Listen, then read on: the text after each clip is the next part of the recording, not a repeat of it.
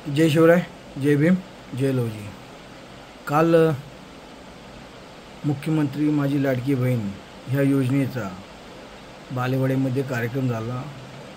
मुख्यमंत्री, दोन्ही उपमुख्यमंत्री होते आणि सर्व महिला वर्ग भगिनी होत्या।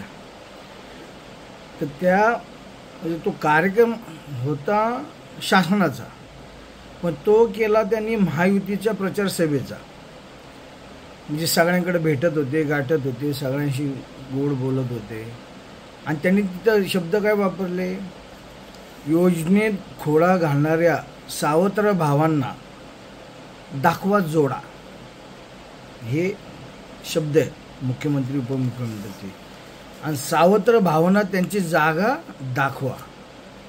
पण माझा महायुतीच्या तुमच्या तिन्ही नेत्यांना, जे एकनाथजी मुख्यमंत्री असतील, उपमुख्यमंत्री देवेंद्र फडणवीस असतील, उपमुख्यमंत्री अजितदादा असतील, तुम्ही जेवढी लोक आणली होती त्यांना 3,000 रुपये त्यांच्या खात्यात जाणारे ह्या हिशोबाने ते आलते।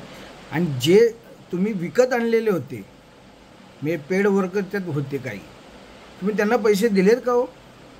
तेवढं तुम्ही आहात सक्षम?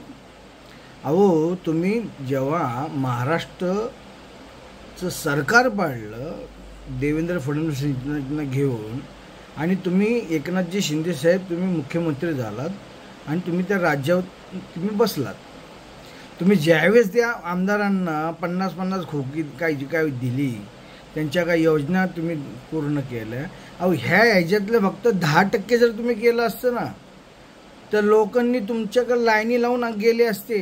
आणि आता लोक लाईन कुठं लावतात? बँकेत लावतात। आणि बँकवाले सांगतात तुमचे पैसे आम्हाला जमा झालते, पण ते आता गेले। ते का गेले?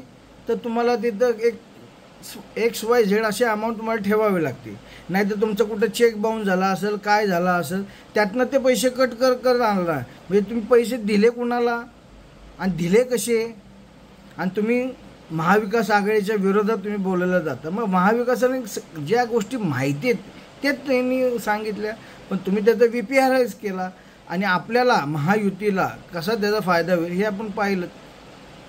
त्यामुळं आपल्या सगळ्यांच्याकडनं तुम्ही एकनाथ शिंदे साहेब असतील, अजितदादा असतील, देवेंद्र फडणवीस, तुम्ही तुमचा स्वतःचा फंड आहे ना, हा लोकांकडे द्या आणि मग लोकांशी तुम्ही त्या हिशोबाने बोला। माझी लाडकी बहीण, आता उद्या भाऊबीज आहे, मग ती भाऊबीज आम्ही दिली, मग ते परत आम्ही घेत नसतो, हे बरंच काय बोललात।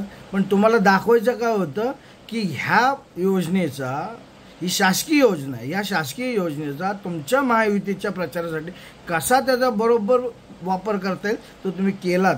आणि हे लक्षात ठेवा, आता सगळे तज्ज्ञ लोक आता सगळे बाहेरून बाईट करतायत की ही जी योजना आहे ही फसवी आहे, आणि त्यांनी ती दाखवून दिली कशी फसवी ती, की तुमच्या अकाउंटमध्ये पैसेच नाही आहेत, तुमच्या अकाउंटला पैसे कट होणार, सगळं होणार, हे सगळं होणार। त्यामुळं माझ्या महाविकास आघाडीच्या सर्व नेते मंडळींना नम्र विनंती करतो, मी मुकेश मधुकरराव धिवार, प्रदेशाध्यक्ष राहुल प्रियंका गांधी सेनेचा, की आपल्याला एक वज्रमूठ आपली करावी लागेल।